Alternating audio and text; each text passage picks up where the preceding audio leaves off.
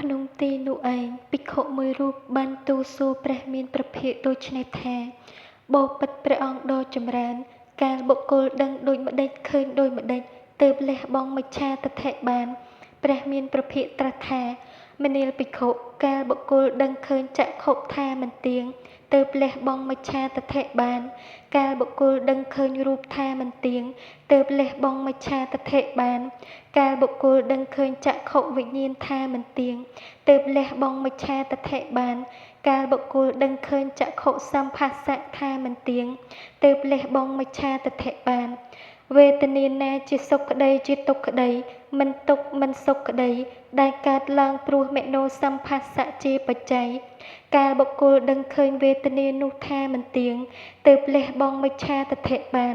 មនាលភិក្ខុកាលបុគ្គលដឹងយ៉ាងនេះឃើញយ៉ាងនេះទើបលះបង់មិច្ឆាទិដ្ឋិបាន